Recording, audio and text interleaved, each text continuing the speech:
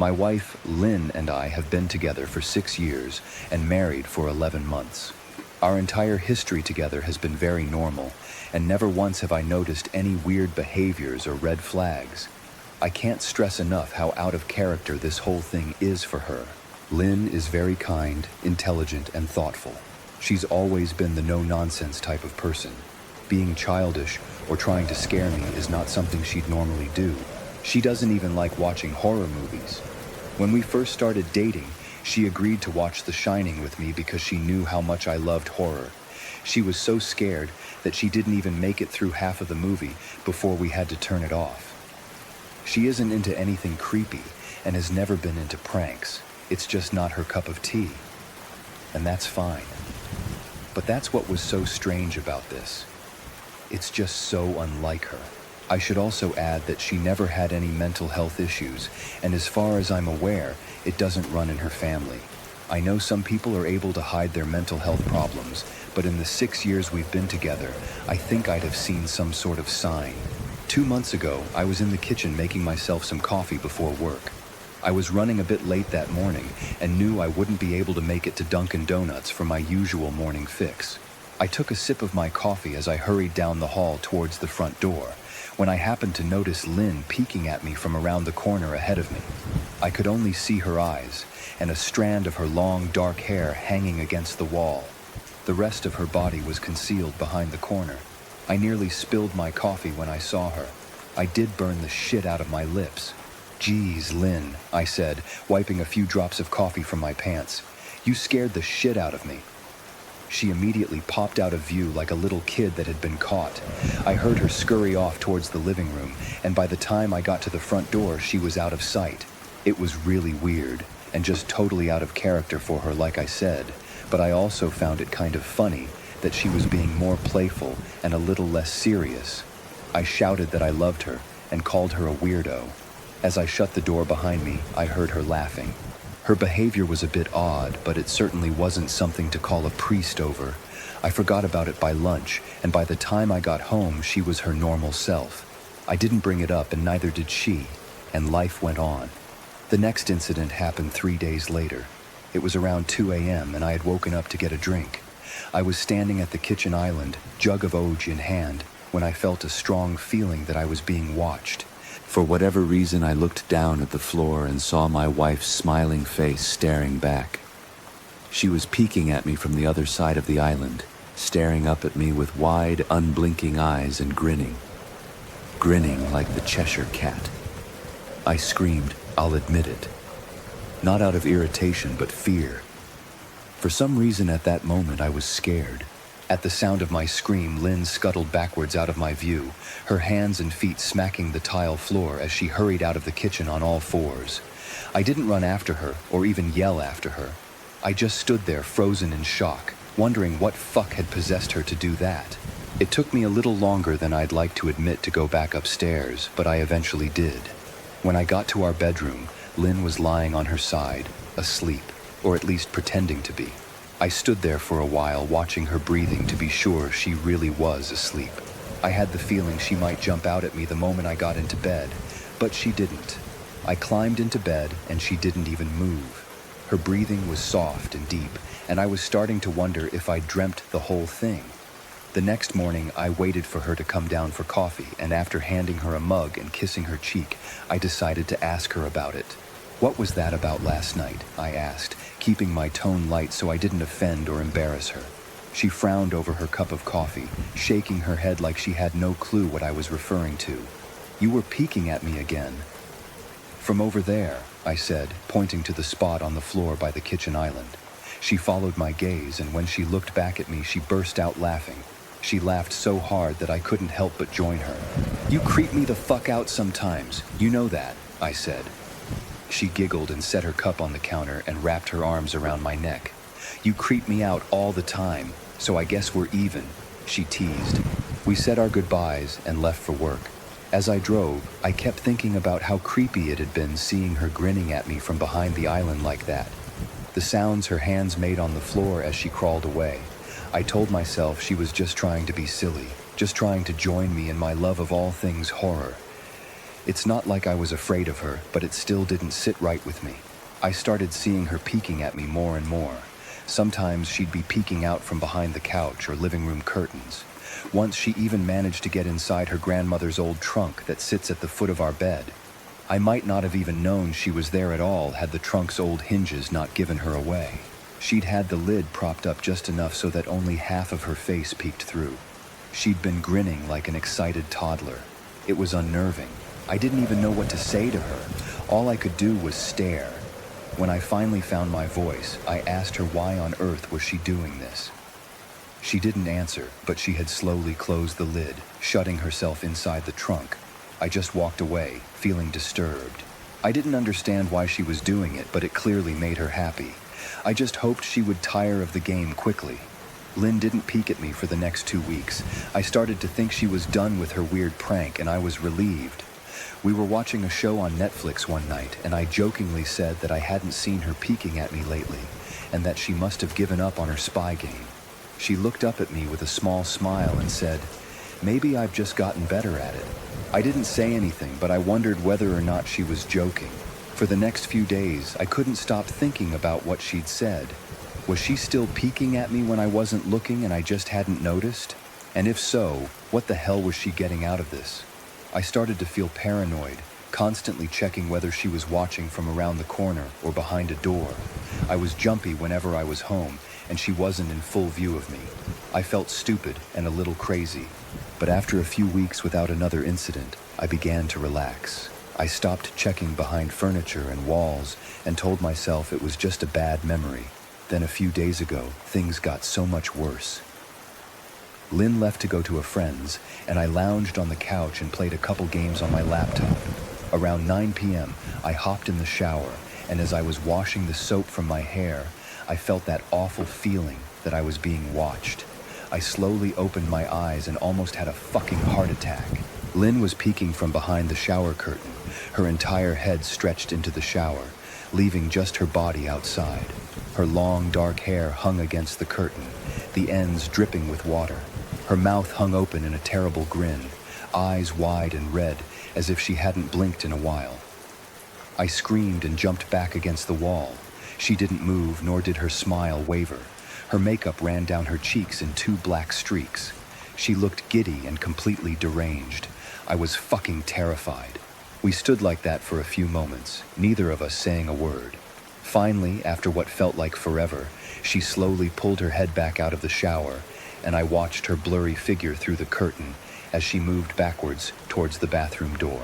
A second later, the bathroom door slammed shut, hard enough to rattle the mirror. I screamed again and jumped out of the shower to lock the door. I stayed inside the bathroom for over an hour. Maybe I overreacted to some of you, but joke or not, I wasn't going to put up with the crazy shit anymore. That's what I kept telling myself as I paced in my bathroom, stopping to listen at the door every few minutes. Suddenly I heard a muffled sound, and I pressed my ear against the bathroom door, straining to listen. I couldn't hear anything, but I envisioned Lynn standing on the other side of the door, giggling at her joke. I felt a surge of anger. I was beyond pissed at being made to feel scared in my own house and made to hide in the bathroom for an hour. All for what? Some joke? If it was a joke, it was an awful one. "What the fuck, Lynn?" I snapped. "This shit is getting really fucking annoying." I waited for her to apologize or to call me a jerk, but instead I heard a faint moan, so quiet I wondered if I heard it at all, and then complete silence. "Lynn," I called out, not able to even hide the shakiness in my voice. I got no response, just my own heavy breathing. "I swear to God, just fucking stop it," I yelled, pounding my fist on the door. I waited for her to cuss me out, something I would expect from me talking to her like that. I never screamed at her before, but there was nothing. Just the occasional drip from the shower head. I won't deny that I was scared. Too afraid to open the damn door and face my own wife. I waited another 30 minutes or so, which feels like a fucking lifetime when you're scared. Finally, I decided I wasn't going to spend the night hiding in my bathroom, so I got down on my knees and peered under the door. I almost expected to see her face peeking back at me, but thankfully, I didn't. I could see straight down the hallway to the top of the stairs, but no Lynn. I didn't know if I should be happy about that or not. I looked for a few minutes, waiting to see her head pop up over the top step, but it never came. I stood up, my hand hovering over the door, and mentally prepared myself to open it. I slowly turned the lock with shaky fingers and was about to yank it open when I heard a sound that still makes me feel nauseous when I think about it. A moan, louder than before, but this time I was able to tell just where it was coming from. I turned my head to the closet door as if in slow motion and locked eyes with my wife, who was peeking out at me from the slight gap. Her eyes were still wide as ever, and her mouth was hanging open in the most grotesque, gaping smile I'd ever seen. I didn't even scream. I was too scared for even that. Her hands were clasped to her chest, body trembling with sheer delight, as if she could barely contain her excitement. A short, raspy moan bubbled up from her throat, deep and raw, sending a shiver through my entire body. Somehow, I found the ability to pull the bathroom door open and ran as fast as I could all the way down the steps, snagging my keys and phone from the table in the living room before running outside to my car. I could hear her shrill laughter behind me, but I didn't hear her getting closer. I didn't bother shutting the front door. I drove away from the house faster than I legally should have, shivering the entire time, either from fear or the cold, maybe a little of both. I hadn't grabbed a coat or even a pair of shoes. I was still in my boxers and my hair was still damp. I drove straight to my brother Chris's house about 40 minutes away, ignoring any and every call and text I got. I didn't check my phone until I was safely parked in my brother's driveway. Lynn had called 4 times and sent a flurry of texts, all wondering where I'd gone and why I left like that. I threw my phone at the dash in a rage, furious at her nonchalant attitude. My brother and his wife were surprised to see me, especially dressed in just a pair of boxers, but told me to stay as long as I needed. Chris lent me some clothes and asked me what happened. I told him Lynn and I had a fight, but didn't get into the details. I didn't want him to think I was overreacting, leaving my wife over a prank, even if it was a strange one. I mean, hadn't I encouraged her for years to lighten up instead of being so serious all the time? I had wanted her to relax and loosen up, but this was definitely not what I'd had in mind. I tried to sleep on their sofa, but my brain wouldn't let me sleep. Every time I closed my eyes, I saw Lynn's face staring at me from inside the closet. Knowing she'd been in there with me the entire time made my skin crawl. She'd never left the fucking bathroom at all. Instead, she slipped inside the closet and slammed the bathroom door shut to fool me. The mere thought of going back home gave me anxiety. I tossed and turned, unable to sleep. Chris ended up giving me a sleeping pill so I was able to get a little rest. My sleep was filled with terrible dreams. All of Lynn's smiling face. I woke up just as the sun started to rise. My sore body ached from the sofa and I felt drained. I knew I'd have to call Lynn at some point, but I didn't know what to say to her. I wouldn't be going home unless she gave me her word she'd never do any more creepy shit. I just wanted my wife back. Her normal, serious self never looked so good to me.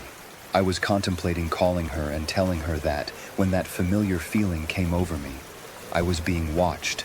I was staring at the ceiling, my heart in my throat. I didn't want to look away, but the longer I ignored the feeling, the worse it got. My eyes drifted away from the ceiling almost on their own. Her face was pressed up against the window beside the couch, staring down at me with that same gaping smile. Drool dribbled down her lips, leaving 2 long streaks down the glass. I didn't know how long she'd been there, but something told me she'd been there quite a while, possibly all night. I didn't bother screaming, though I was afraid anger trumped any fear I felt at that moment. I jumped up from the couch and pounded my palm against the glass. "Lynn, are you crazy? What the hell is wrong with you? Just go home," I shouted. "Now!" She didn't move, and her ghastly expression never changed. If anything, her smile only grew, as if she had never been more elated. I could hear Chris and his wife moving around upstairs, as if Lynn could hear them from her place outside. Her head twitched slightly in their direction, and she began to close her mouth slowly. Chris called my name from upstairs, obviously concerned. I turned to see him and his wife Rebecca hurrying down the steps. When I turned back to the window, Lynn was gone. The only sign she'd been there at all was the 2 streaks of drool still dripping down the glass. I tried explaining to Chris and Rebecca about waking up to see Lynn watching me through their window. They were skeptical. Who wouldn't be? Chris and I went outside to the spot in front of the window, but there were no footprints in the dirt, just a slight indent. Animal probably, Chris guessed, and I didn't argue. He and Rebecca assumed I dreamt the entire episode, but they didn't understand, and I was too tired to explain it to them. I called out of work that day and turned my cell off. I didn't want to face Lynn. Just talking to her was too much for me at that point. I really started to believe something was irreversibly wrong with her, that no matter what promises she made, we'd never be the same again. The thought saddened me to my core. I cried most of the morning. By noon, I figured I was ready to confront her, give her one last chance to explain herself. I could at least give her that after 6 years, I told myself. I turned my phone on and saw the dozens of texts she'd sent, all from a seemingly concerned wife. Can we talk? I love you. Please call me. I'm really worried. Can you answer? Just come home. And more of the same, all texts telling me she loved me and she wanted me home. How worried she was. Not a damn one addressing the crazy shit she pulled, like she hadn't been acting like a character from a Stephen King book. Even her texts were different. She normally texted novels just to tell me to pick up a loaf of bread. You'd think she'd have more to say to me after her bizarre shenanigans. I know it probably seems childish to some of you who are miles away from this situation. But if you saw the way Lynn had looked at me, how she scampered away on all fours like some wild animal, grinning at me from inside the closet like a lunatic, then I think you'd find my reaction was warranted. I ended up staying with Chris and Rebecca for another night. I didn't wake up yesterday until afternoon, and thankfully, I didn't see Lynn's face watching me through the window. I don't want to pry because it's not my place. But is this fight something that can be mended? Rebecca asked. She'd made us both a sandwich for lunch, and I knew she wanted to breach the subject without seeming to be nosy. I don't know. She's like a different person, I said, choosing my words carefully. I still wasn't ready for her or Chris to know the full extent of the batshit craziness I had been dealing with. People change, Ben, but she's still the same woman you married. Maybe you both just need to talk through your issues. Whatever's going on, I'm sure it can be fixed, she said, ever the peacemaker. I think it's beyond that now. I don't think talking would help. I just don't trust her, I said. The words stung in my heart. I missed and loved my wife, but how could I live with someone like that? Living in constant fear didn't sound too appealing. Lynn loves you. She has to be absolutely crushed, she said. I don't know about that, I said. Well, she certainly seemed like it to me. I've never seen her so upset, very much unlike the Lynn I know, Rebecca said, shaking her head sadly. It took a full minute for her words to really sink in, and when they did, I felt dread worming its way through my skin. Wait, what do you mean? You saw her? You saw Lynn? I asked, my mouth suddenly dry. Rebecca nodded casually as if that fact wasn't nightmare fuel. Maybe for her it wasn't. She stopped by this morning just after Chris left for work, she said, cleaning the plates from the table. I didn't see her car though. Maybe she took an Uber or something. Beck, what did she say? Did she come inside? I asked, sweat starting to break out on my forehead. I began looking around, examining corners as though a predator lurked behind them. Number. She just asked if you were awake yet, and I said that you weren't. I asked if she wanted me to wake you, but she said no. Just said to let you sleep, she said as she washed the dishes. That's all? She didn't say anything else? I asked. Number, she looked awful though, like she hadn't slept in days. I think you should call her. I got up from the table and thanked Rebecca for lunch. I felt a little bit better at the knowledge that at least she hadn't come inside. Still, I needed to double-check that the doors were locked. I sat for a while trying to figure out what to do next. I didn't want to go home, but I felt that I owed it to Lynn to help her if I could. Hadn't I sworn an oath to love and honor her through sickness and in health? Clearly, she was very sick. If she was sick, which I truly believed she was, I had to try and get her the help she needed. But I didn't even know where to start. I didn't want to call the police, and besides, what the hell was I going to tell them? That my wife was peeking at me? That she was being creepy? As bizarre as she'd been, she still hadn't committed any crime. Not yet, anyway. The police would have probably said that I was overreacting, but this wasn't some prank. It felt wrong, dangerous even, like something sinister lurked beneath her smile. I knew as her husband I was well within my rights to have her committed, but what if she simply acted normal in their presence? She'd obviously been able to fool Rebecca into thinking she was just a concerned wife. As long as the doctors didn't find her a danger to herself or others, they'd have no choice but to release her after 72 hours. I felt lost and overwhelmed, so I did what any husband in my position would do. I called her mother. I didn't want to, believe me. Her mother, Mary Ann, and I were never on the best of terms. We'd never fought or anything like that.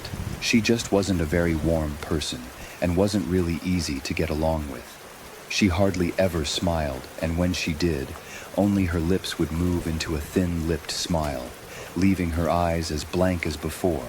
She gave off this aura that felt like she was permanently on the offensive. I'd only met her twice, and both times were for such short visits.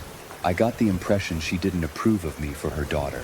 Lynn always ushered us out quickly, as she didn't want me to feel uncomfortable, which I was grateful for.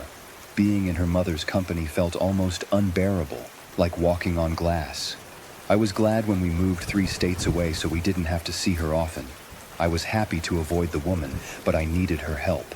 I really didn't want to talk to her at all, but I had to talk to someone, and someone who knew Lynn better than I did.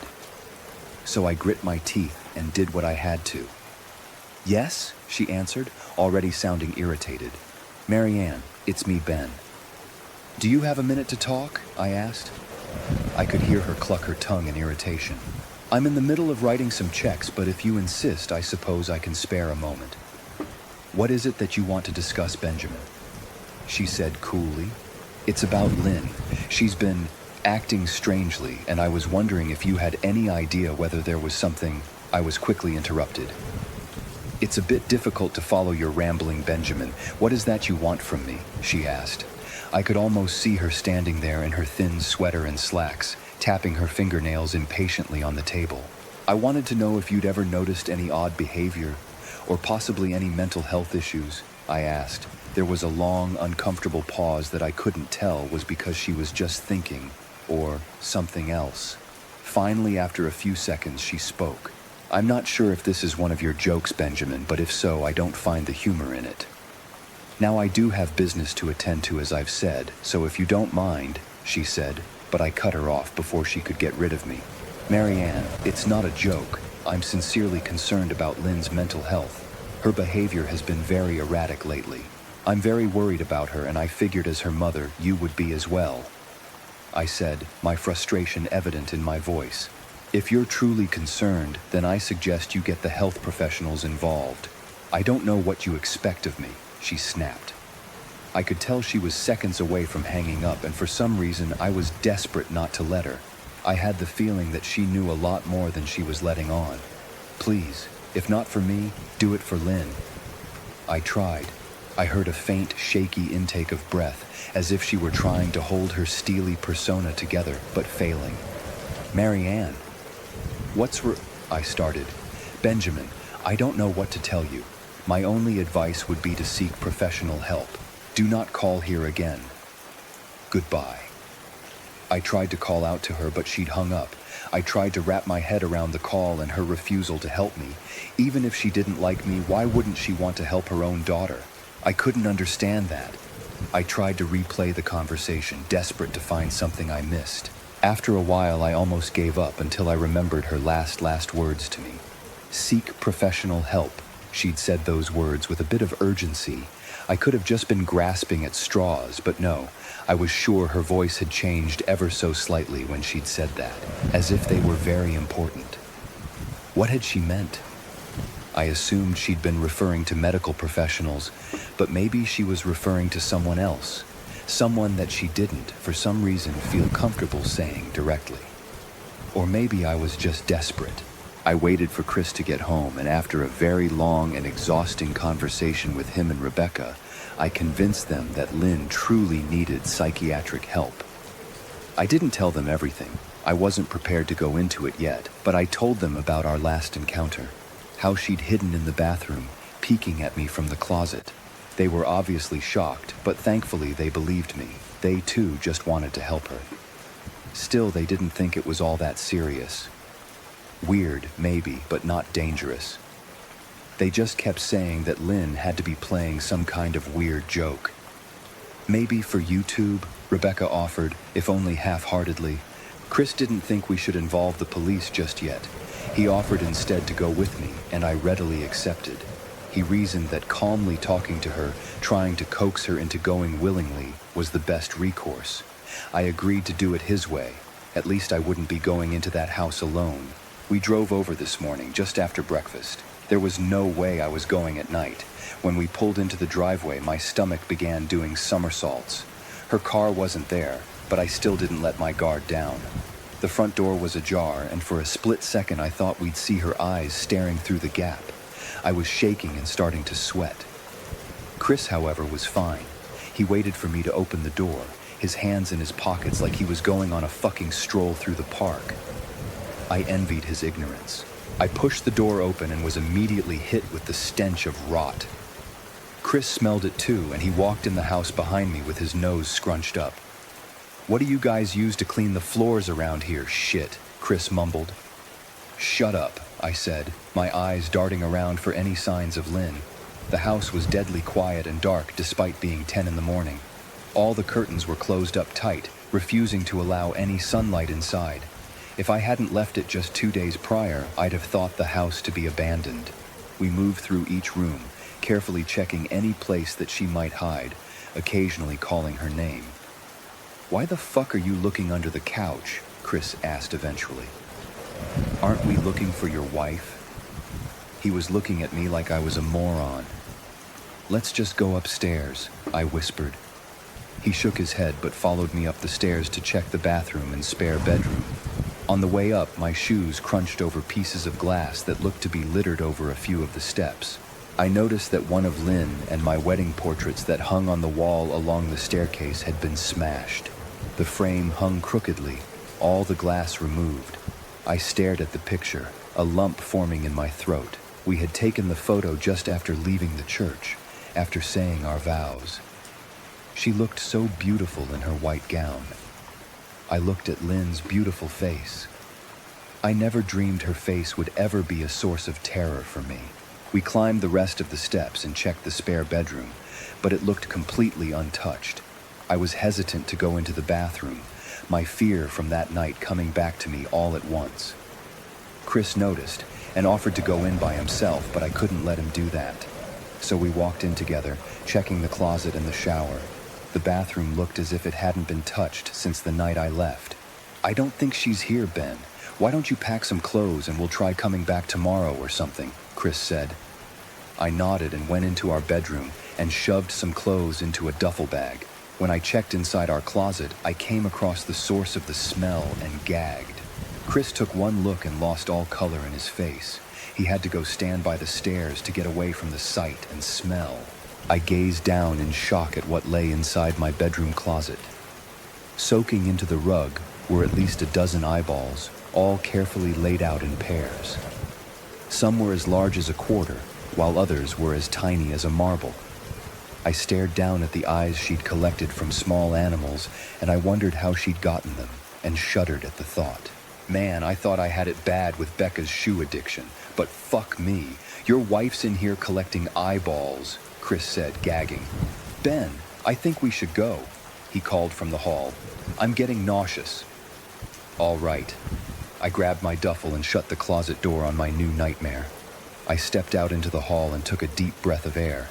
I could taste the rot on my tongue and I couldn't help but gag. "Who the fuck lines up eyeballs in their closet like that?" Chris mumbled. I tried to tell you she needed help, I said. She doesn't need help, Ben. She needs a fucking exorcist, he said. You coming or what? I can't stand the smell any... His words died in his throat, and his eyes grew wide with fear. I didn't ask him why. I could feel it. Someone was watching me, and I didn't think it was the eyes in the closet. I turned around, my eyes slowly scanning the bedroom. Christ, I whispered, as I finally saw what we'd missed. Under the bed, curled on her side, watching us with the excitement of a kid on Christmas morning, was my wife. She held her hands together just under her chin, and they were shaking eagerly. Now that she knew she'd been found, I could hear the quiet noises she was making, a sort of hiccuping sound in her throat, as if the excitement was just too much for her. It was unnerving to say the least. Wide eyes, and that same huge smile. Everything in me told me to run, but I forced it away. This was my wife. No matter how twisted, she was still the woman I married. I had to help her. Lynn, I said softly. She didn't respond, but her head bobbed back and forth in 2 quick little movements as if she were nodding. Baby, I just want to help, okay? Can you let me do that? I asked.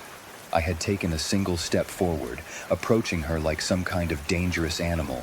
I love you, Lynn, I said softly, taking another step closer. She let a tiny moan escape her wide-open mouth, and I had to resist the urge to run. Her shoulders were starting to quiver, and her eyes grew as large as saucers. I crouched down so I could see her better, and immediately saw the blood. Her hands were covered in it.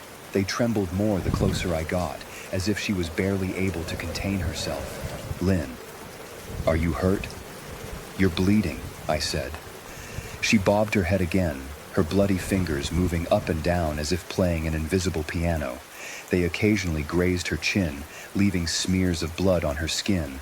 I wanted to recoil in disgust. The smell that was coming off of her was revolting. I could feel the vomit trying to climb up my throat. Her lips were dry and stretched thin, blood seeping between the cracks. I knew she wouldn't come out on her own, but I didn't want to leave her in the state she was in. Scooted closer and reached out to her.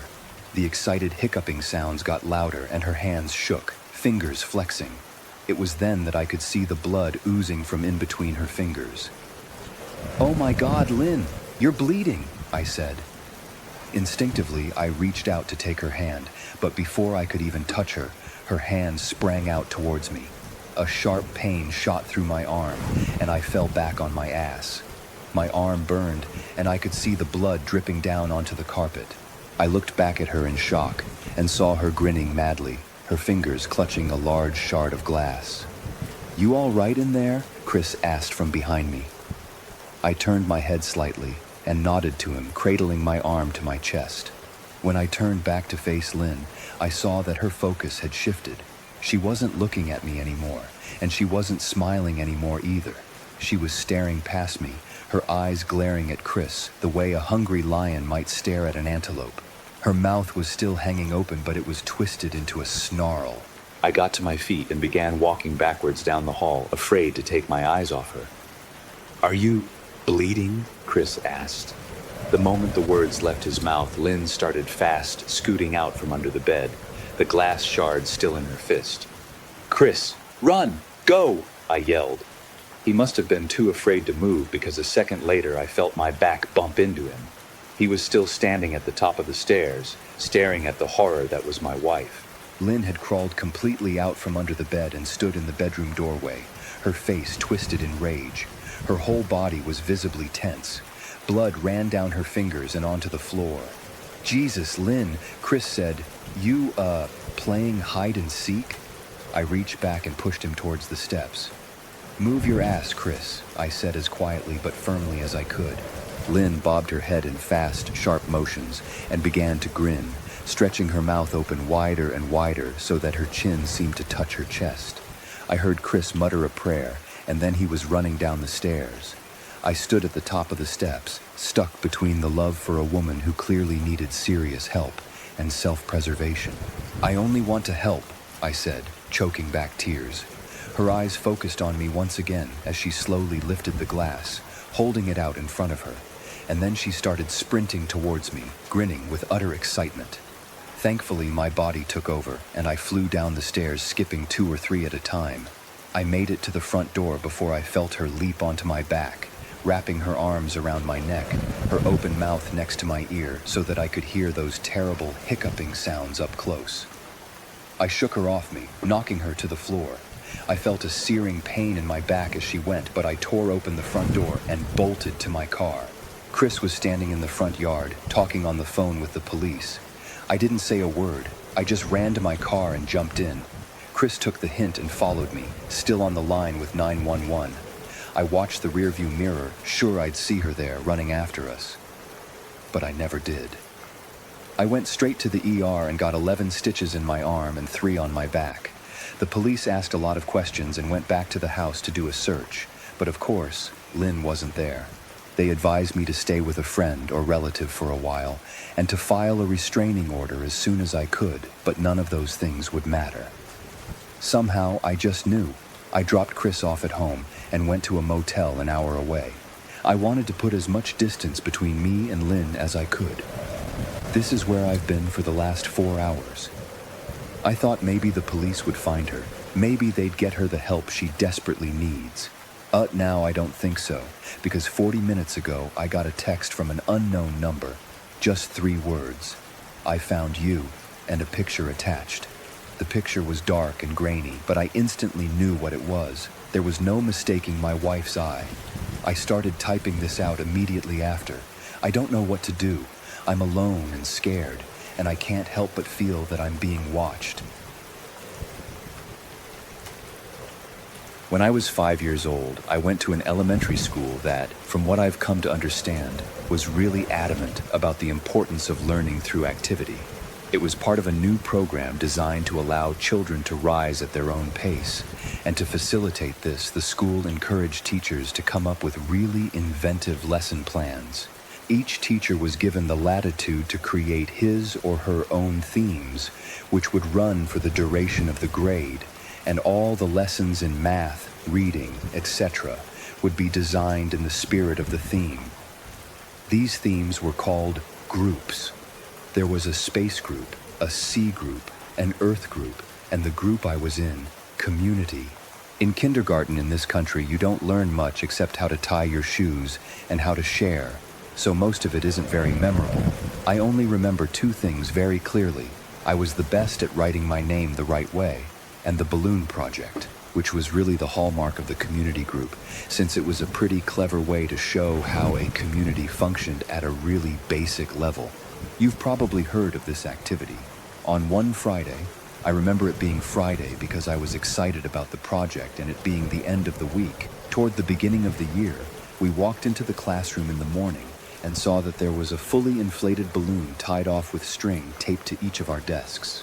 Sitting on each of our desks was a marker, a pen, a piece of paper, and an envelope. The project was to write a note on the paper, put it in the envelope, and attach it to the balloon, which we could draw a picture on if we wanted. Most of the kids started fighting over the balloons because they wanted different colors, but I started on my note, which I had thought a lot about. All the notes had to follow a loose structure, but we were allowed to be creative within those boundaries. My note was something like this: "Hi, you found my balloon. My name is Name, and I attend OHK Elementary School. You can keep the balloon, but I hope you write me back. I like Mighty Max, exploring, building forts, swimming, and friends. What do you like? Write me back soon. Here's $1 for the mail." On the dollar I wrote, "For stamps," right across the front, which my mom said was unnecessary, but I thought it was genius, so I did it. The teacher took a Polaroid of each of us with our balloons and had us put them in the envelope along with our letter. They also included another letter that I assume explained the nature of the project and sincere appreciation for anyone's participation in writing back and sending photos of their city or neighborhood. That was the whole idea, to build a sense of community without having to leave the school and to establish safe contact with other people. It seemed like such a fun idea. Over the next couple weeks, the letters started to roll in. Most came with pictures of different landmarks, and each time a letter would come in, the teacher would pin the picture on a big wall map we had put up showing where the letter had come from and how far the balloon had traveled. It was a really smart idea because we actually looked forward to coming to school to see if we had gotten our letter. For the duration of the year, we had 1 day a week where we could write back to our pen pal or another student's pen pal in case our letter hadn't come in yet. Mine was one of the last to arrive. When I came into the classroom, I looked at my desk and once again didn't see any letter waiting for me, but as I sat down, the teacher approached me and handed me an envelope. I must have looked so excited because as I was about to open it, she put her hand on mine to stop me and said, "Please don't be upset." I didn't understand what she meant. Why would I be upset now that my letter had come? Initially, I was mystified that she would even know what was in the envelope. But now I realized that, of course, the teachers had screened the contents to make sure there was nothing obscene. But all the same, how could I be disappointed? When I opened the envelope, I understood. There was no letter.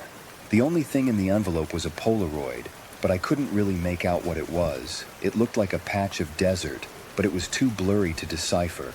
It appeared as if the camera had been moved while the picture was being taken.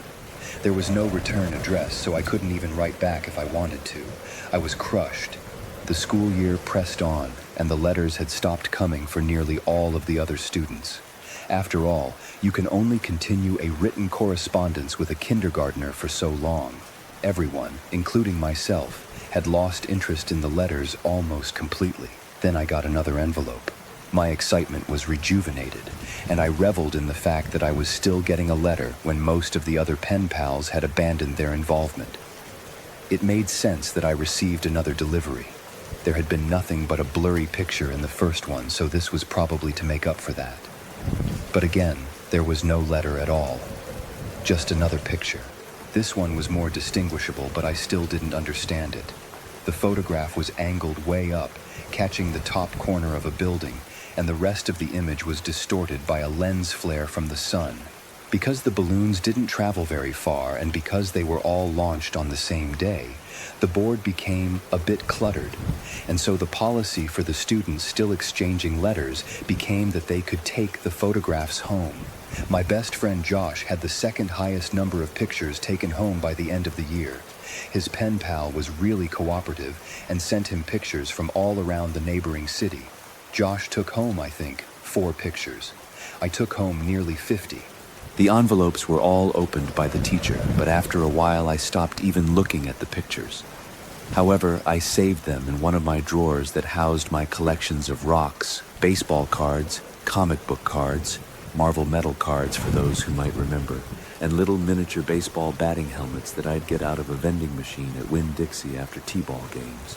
With the school year over, my attention turned to other things. My mom had gotten me a small snow cone machine for Christmas that year, and Josh had really coveted it. So much so that his parents bought him a slightly nicer one for his birthday, which was toward the end of the school year. That summer, we had the idea that we would set up a snow cone stand to make money. We thought we'd make a fortune selling snow cones at $1. Josh lived in a different neighborhood, but we eventually decided that my neighborhood would be better because there were a lot of people who cared for their lawns. The yards in my neighborhood were slightly bigger. We did this for 5 weekends in a row until my mom told us that we had to stop, and I've only recently come to understand why she did that. On the 5th weekend, Josh and I were counting our money. Because we both had a machine, we each had a separate stack of money that we put together into one stack, and we then split it evenly. We had made a total of $16 that day, and as Josh paid out my 5th dollar, a feeling of profound surprise consumed me. The dollar said, "For stamps." Josh noticed my shock and asked if he had miscounted. I told him about the dollar, and he said, "That's so cool, man." As I thought about it, I came to agree. The idea that the dollar had made it right back to me after changing so many hands floored me. I rushed inside to tell my mom, but my excitement, coupled with her being distracted by a phone call, made my story incomprehensible, and she responded simply by saying, "Oh wow, that's neat." Frustrated, I ran back outside and told Josh I had something to show him. Back in my room, I opened the drawer and took out the stack of envelopes and showed him some of the pictures. I started with the first picture, and we went through about 10 before Josh lost interest and asked if I wanted to go play in the ditch, a dirt ditch down the street from my house. before his mom came to pick him up, so that's what we did. We had a dirt war for a while, but it was interrupted several times by rustling in the woods around us. There were raccoons and stray cats that lived in there, but this was making a little too much noise, and we traded guesses at what it was in an attempt to scare each other. My last guess was that it was a mummy, but in the end, Josh kept insisting that it was a robot because of the sounds that we heard. Before we left, he got a little serious and looked me right in the eyes and said, "You heard it, didn't you? It sounded like a robot." "You heard it too, right?" I had heard it, and since it sounded mechanical, I agreed that it was probably a robot.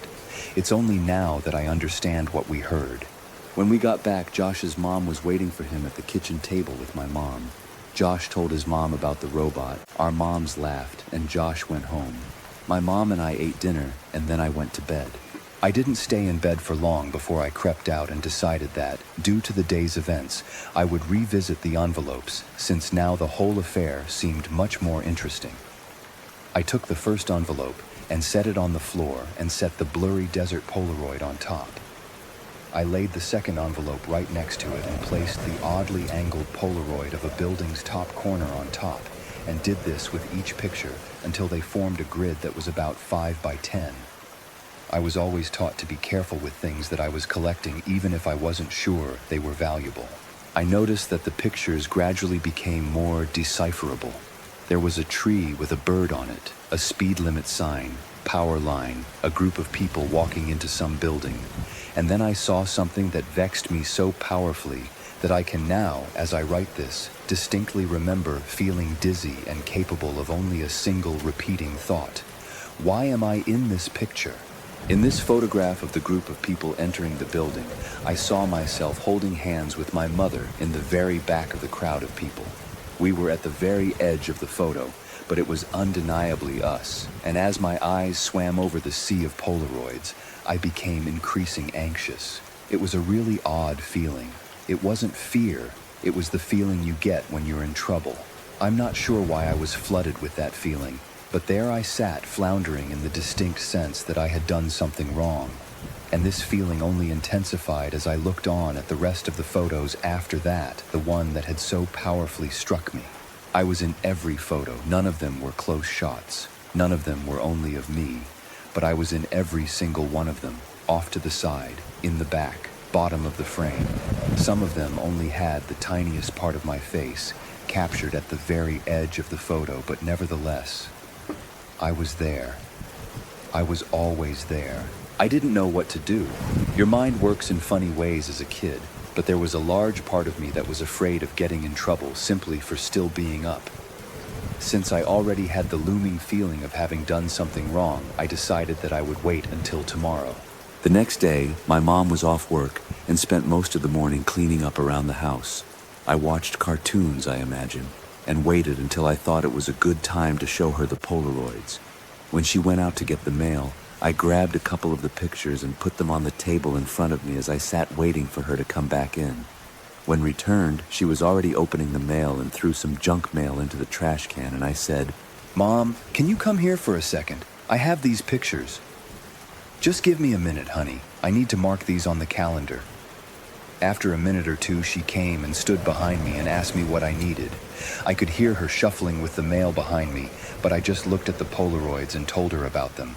As I explained more and pointed to the pictures, her frequent uh-hus and okays decreased, and she was suddenly completely quiet and only making a little noise with the mail. The next noise I heard from her sounded as if she was trying to catch her breath in a room that had no air left in it. At last, her struggling gasps were conquered, and she simply dropped the remaining mail on the table and ran to the kitchen to get the phone. "Mom, I'm sorry, I didn't know about these. Don't be mad at me." With the phone pressed to her ear, she was walking, running back and forth and shouting into it. I nervously fiddled with the mail sitting next to my Polaroids. The top envelope had something sticking out of it that I thoughtlessly and anxiously pulled on until it came out. It was another Polaroid. Confused, I thought that somehow one of my Polaroids had slipped into the stack when she threw the mail down. But when I turned it over and looked at it, I realized that I had not seen this one before. To my dismay, it was me. But this one was a much closer shot. I was surrounded by trees and was smiling. But it wasn't just me, I noticed. Josh was there too. This was us from yesterday. I started yelling for my mom, who was still screaming into the phone. I repeatedly yelled for her until she finally responded with, "What?" And I could only think to ask, "Who are you calling?" "I'm talking with the police, honey." "But why?" "I'm sorry. I didn't mean to do anything." She answered me with a response that I never understood until I was forced to revisit these events from the earliest years of my life. She grabbed the envelope off the table, and the picture of Josh and I spun and slid, landing next to the other Polaroids in front of me. She held the envelope up to my eyes, but I could only look at her and watch as all the color began draining out of her face. With tears welling up in her eyes, she said that she had to call the police because there was no postmark. My neighbor is one of those annoying wannabe YouTube personalities. Over the years, I've seen him cough out cinnamon, lay flat on the hood of his car as it slowly creeps down the driveway, and douse himself in lukewarm water, all the while screaming epic win, epic fail, or fuck, epic maintenance of the status quo for all I know. It can get tiring to watch him go about his shenanigans in the pursuit of viral fame.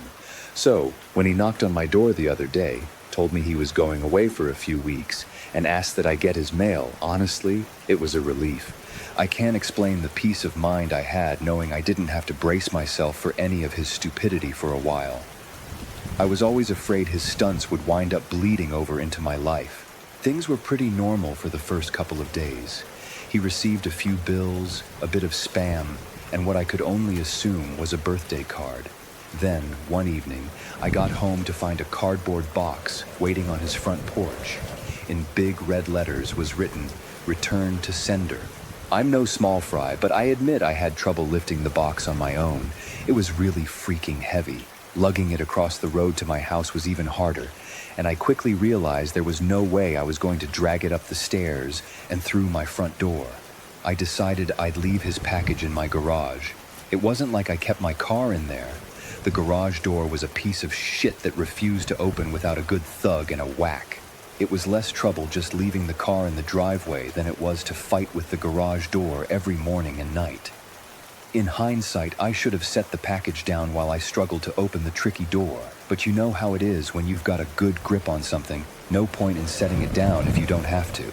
It was as I kicked the door for a third time that I lost my grip on the package and it fell to the ground. I heard a light crack inside. "Shit," I cursed. I hoped I hadn't broken anything important, but figured I just wouldn't tell my neighbor about it and let him assume the break happened en route. Hands-free, I finally managed to get the garage door unstuck, and boy did it screech in protest as it rolled up and over me. I dragged the box the rest of the way, setting it in the corner for whenever my neighbor would come back to claim it. And then I forgot all about it. Until a few days passed, that is. I'm not sure exactly how long it took for the smell to waft in from the crack under the garage-to-house door, but it came in slow progression. It was a sickly, sweet odor similar to a skunk, and for the first few days after I smelled it, I genuinely assumed that's exactly what it was. Roadkill that had left its mark on my house. It was only when I realized the scent was growing more intense instead of fading that I went looking for a source. That's when I opened the garage door, and that's when the odor knocked me back, holding my nose. The culprit wasn't hard to identify. The only change in my garage was the box in the corner. I remember thinking it must have been one of those meat-of-the-month subscription boxes. The meat must have gone rancid from being left out of the fridge for so long. How much meat could have been in there for the box to have been so large and heavy? An entire freaking cow? I covered my nose as I approached the box, a pair of scissors in my hands. I probably wouldn't have needed them to open it, as it had become soggy enough at the bottom to poke through with a finger, but I wasn't about to poke my finger into spoiled meat juices. That soggy bottom was the reason I had to open the box in the first place. If I tried to drag it out whole, everything would spill onto the floor. I was going to have to dump the pieces of meat one garbage bag at a time and take them down to the dumpster, a process I wasn't looking forward to.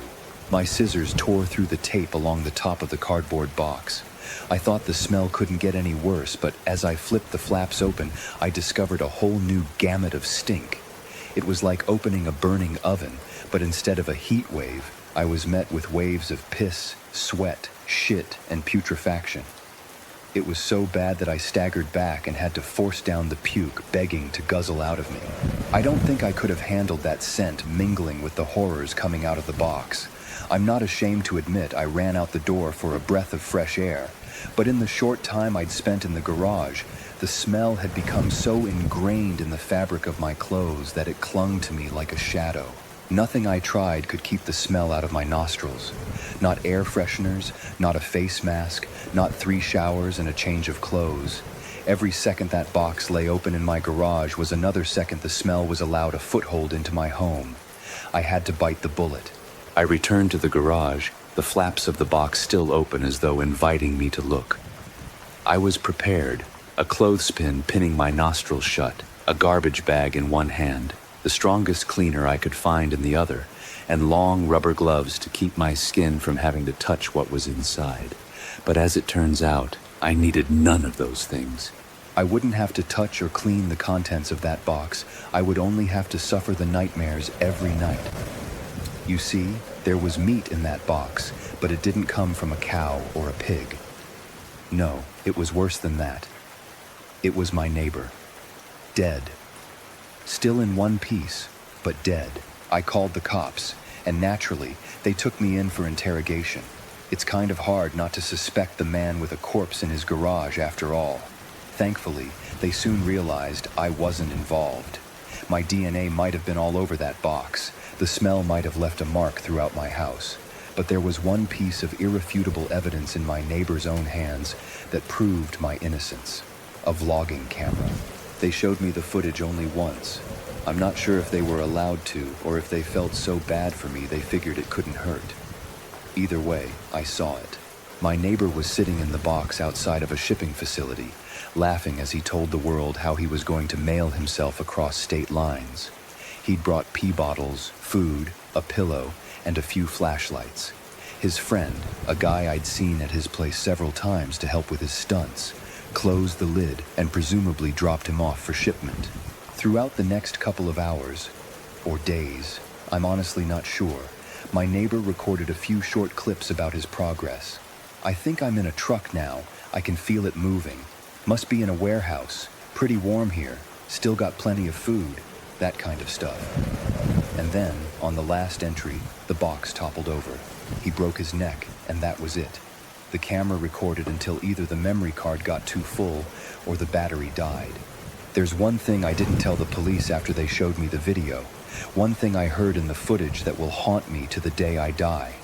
Just after the tumble that broke his neck, I heard the familiar screeching sound of my garage door.